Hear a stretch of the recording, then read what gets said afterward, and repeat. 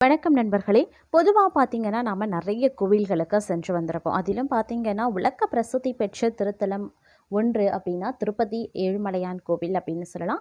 இந்த கோவில் அறியாதவர்கள் இந்த உலகத்திலேயே கிடையாது அப்டின்னு தான் சொல்லணும். ஏன்னா, அந்த அளவுக்கு திருப்பதி ஏழுமலையான் கோவில் வந்து ரொம்பவே பிரசித்தி பெற்ற ஒரு கோவில்கள்ல ஒன்றாகவே இருக்கின்றது. அந்த திருப்பதி கோவிலுக்கு நெறைய நபர்களுக்கு வந்து செல்ல வேண்டும் அப்டிங்கிற ஆசை இருக்கும். திருப்பதி கோவிலானது பெருமாளுக்குரிய கோவிலாகவே இருக்கிறது. இந்த கோவில்ல பார்த்தீங்க அப்டின்னா, திருப்பதியில வழக்கத்தை விட மற்ற ஆலயங்கள காட்டிலும் அதிகமான திருவிழாக்கள் நடக்கும்.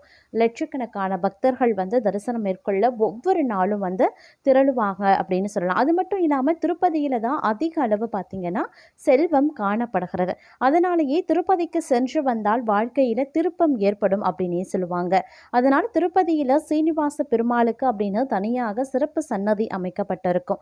இவ்வளவு சிறப்புகளை கொண்டிருக்கக்கூடிய திருப்பதிக்கு சென்று வர வேண்டும் அப்படின்னு நாம அனைவருமே நினைப்போம். நம்மளுடைய பல கனவுகள்ல ஆசைகள்ல திருப்பதிக்கு போயிட்டு வரணும் அப்படிங்கிற ஒரு ஆசையும் கண்டிப்பாக இருக்கும். இப்படி திருப்பதிக்கு சென்று வருவதன் மூலமா 12 ராசிக்காரர்களினுடைய ராசிகளை பொறுத்த வரைக்கும் பார்த்தோம்னா, சில ராசிக்காரர்கள் மட்டும் பார்த்தீங்கன்னா கடனாளி ஆகிறதுக்குண்டான வாய்ப்பு இருக்கிறதாக சொல்லப்படுகிறதுங்க. இது ஆன்மீகத்துல எந்தெந்த ராசிகள் வந்து திருப்பதிக்கு சென்று வந்தால் கடனாளியாக மாறுவாங்க அப்படிங்கிறத வந்து குறிப்பிடப்பட்டிருக்கிறது அப்படின்னே சொல்லலாம். அந்த ராசிக்காரர்கள் எந்த ராசியில பிறந்தவங்க, எந்த லக்னத்துல பிறந்தவர்கள், ராசி மற்றும் லக்னத்துல பிறந்தவங்க பார்த்தீங்க அப்படின்னா திருப்பதிக்கு சென்று வந்தா கடனாளி ஆகக்கூடிய வாய்ப்பு இவங்களுக்கு அதிகபட்சமாகவே இருக்கின்றது. அதனால முடிஞ்ச வரைக்கும் இந்த ராசியில இந்த நட்சத்திர இந்த லக்னத்துல பிறந்தவர்கள் கண்டிப்பாக பார்த்தீங்க அப்படின்னா திருப்பதிக்கு செல்ல வேண்டாங்க. அதை தவிர்த்து ஏழுமலையான நீங்க திருப்பதிக்கு தான் சென்று வரணும் அப்படிங்கிறது கிடையாது. அதே மாதிரி திருப்பதிக்கு சென்ற பலன் கொடுக்கக்கூடிய நிறைய ஏழுமலையான் கோவில்கள் வந்து இந்த உலகத்துல தமிழ்நாட்டிலேயே கூட இருக்கு. அந்த இறை தலங்களை நீங்க தரிசித்து வரும்போது நம்ம திருப்பதிக்கு உண்டான அதே பலன் உங்களுக்கு கண்டிப்பாக கிடைக்கும்.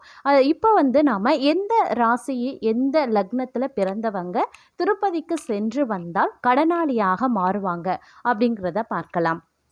அதுலேயும் பார்த்தீங்கன்னா தனுசு ராசி தனுசு லக்னத்தில் பிறந்தவங்க கண்டிப்பாக திருப்பதிக்கு போகக்கூடாது.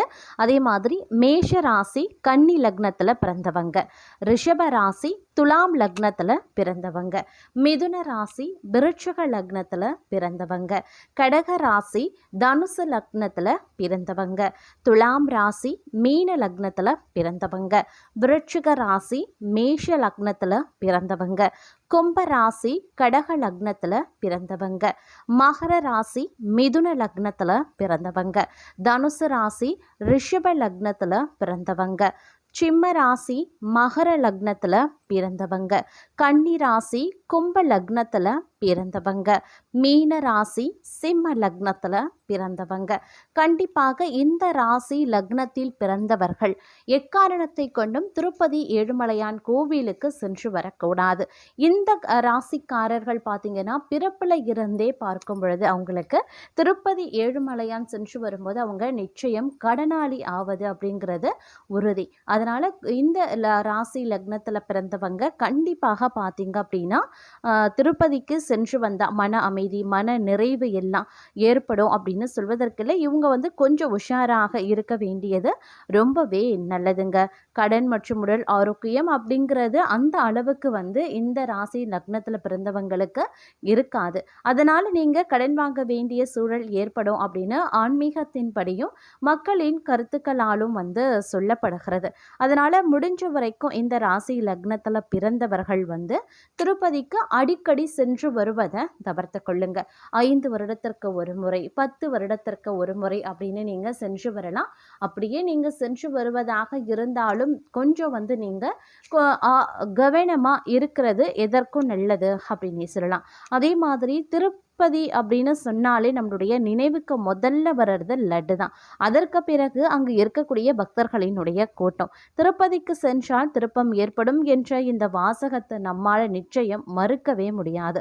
பக்தர்களுக்கு பெருமாள் வேண்டிய வரத்தை வேண்டிய உடனே கொடுக்கக்கூடிய கலியுக தெய்வமாகத்தான் காட்சி தருகிறார்.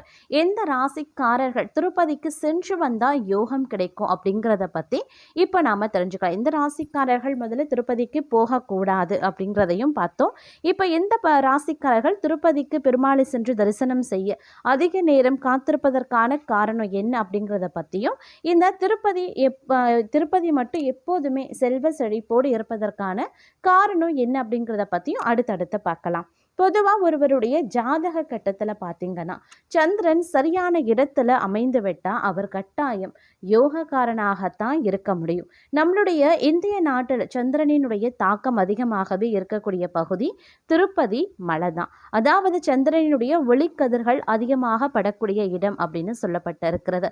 இதனால தான் இங்கு செல்வ வளம் எப்போதுமே நிறைந்திருக்கின்றது அப்படின்னு கூறப்பட்டிருக்கிறது. இதோடு மட்டும் இல்லாமல் இந்த இடத்துல ஸ்ரீ ராமராஜரின் எந்திர சக்கரங்கள் பதிக்கப்பட்டிருப்பதும் ஒரு காரணங்க. இந்த கோவிலுக்கு சென்று வந்தால் நமக்கு இருக்கக்கூடிய ஜாதக தோஷமாக இருந்தாலும் சரி, செய்வினை தோஷமாக இருந்தாலும் சரி, புத்திர தோஷமாக இருந்தாலும் சரி, அதற்கான விரைவான தீர்வு கிடைக்கும் அப்படிங்கிறதுல எந்த ஒரு சந்தேகமும் வேண்டாம். வாஸ்துப்படி ஒரு இடத்துல வடகிழக்கு மூலையானது பள்ளமாகவும் தெற்கு பகுதி உயரமாகவும் இருந்தால் அந்த இடம் பிரபலம் அடைந்ததாக இருக்கும் அப்படின்றது குறிப்பிடத்தக்க ஒன்று. திருப்பதியில் வடகிழக்கில் அருவி பள்ளத்தாக்கும் தெற்குல மலைப்பகுதியும் இயற்கையாகவே அமைந்திருக்கிறதுனால சொல்லவே தேவை கிடையாது. செல்வம் கொட்டென்று கொட்டி பேர் புகழோடு உச்சியில நிற்கின்றது. இதுவும் ஒரு காரணம். பிரபஞ்சத்தின் சக்தி நேரடியாக இந்த மலையில அதிகம் ஈர்க்கப்படுறதுனால அங்கு செல்லக்கூடிய பக்தர்களின் மனது நேர்மறையாக சிந்திக்க தொடங்கி விடுகிறது. தன்னம்பிக்கை தானாக அதிகரித்து விடுகிறது. மனக்குழப்பம் தீர்ந்து விடுகிறது. அதே மனநிலையில நாம வீடு திரும்பும் போது அந்த சூழ்நிலையில எந்த ஒரு காரியத்தை தொடங்கினாலும் அது நமக்கு வெற்றியை தேடி தந்து விடுகிறது. குறிப்பா திருப்பதிக்கு நடைபாதையாக நடந்து செல்பவர்கள் மேல் நோக்கி தலை நிமிர்ந்து நடந்து செல்வதால் நம் உடல்ல இருக்கக்கூடிய மூலாதார சக்கரங்கள் சீராக இயங்க தொடங்கின்றன. தோல் பிரச்சனை இருக்கிறவங்க, சந்திர புத்தி உள்ளவர்கள் திருப்பதி மலை மேல் நடந்தே செல்வது மிகவும் நல்லது. குறிப்பா திங்கட்கிழமை அன்று திருப்பதிக்கு சென்று தங்கினால் அதிகப்படியான பலனை நம்மால அடைய முடியும். திருப்பதிக்கு சென்றால் அந்த மலையின் மேல 10 மணி நேரத்திற்கு மேல் இருந்து தரிசனம் செய்வது பக்தர்களுக்கு நல்ல பலன்களை பெற்றுத்தரும் அப்படின்ற ஒரு சாஸ்திரமும் இருக்கிறதுங்க. இதனால் பக்தர்களை ஒரு இடத்துல வைத்து பல மணி நேரங்கள் கழித்து பெருமாளை தரிசனம் செய்வதற்கு அனுப்பி வைக்கிறாங்க. பெருமாளை தரிசனம் செய்வதற்காக காத்திருக்கக்கூடிய அந்த சமயத்தில் பெருமாளை மனதார நினைத்து அந்த புண்ணிய பூமியில் தியானம் செய்வது நமக்கு பல கோடி புண்ணியத்தை தேடித்தரும். இது நம்மள பல பேருக்கு புரிவதே கிடையாது. திருப்பதிக்கு சென்றால் அந்த குடோனில் போட்டு அடைத்து விடுகிறார்கள் என்று திட்டிக்கொண்டே இருப்பவர்கள் தான் எல்லாரும். இனியாவது திருப்பதிக்கு சென்றால் அந்த புண்ணிய இடத்துல மனதை அமைதியாக வைத்து தியானம் செய்ய பழகி கொள்ளுங்க. குறிப்பாக மேஷம், ரிஷபம், மிதுனம், கடகம், கன்னி, துலாம், விருட்சகம், மகரம், மீனம் இந்த லக்னத்தை கொண்டவர்கள் பெருமாளை எப்போது வேண்டும் என்றாலும் திருப்பதிக்கு சென்று தரிசனத்தை மேற்கொள்ளலாம். எப்போதெல்லாம் திருப்பதிக்கு சென்று வருகிறீர்களோ அப்போதெல்லாம் நிச்சயம் அவர்களுக்கு ஒரு அதிர்ஷ்டம் காத்திருக்கும். சிம்மம், தனுசு, கும்பம் இந்த 3 லக்னத்தை கொண்ட ராசிக்காரர்கள் வருடத்திற்கு ஒரு முறை மட்டுமே பெருமாளை சென்று தரிசனம் செய்தால் போதுமானது.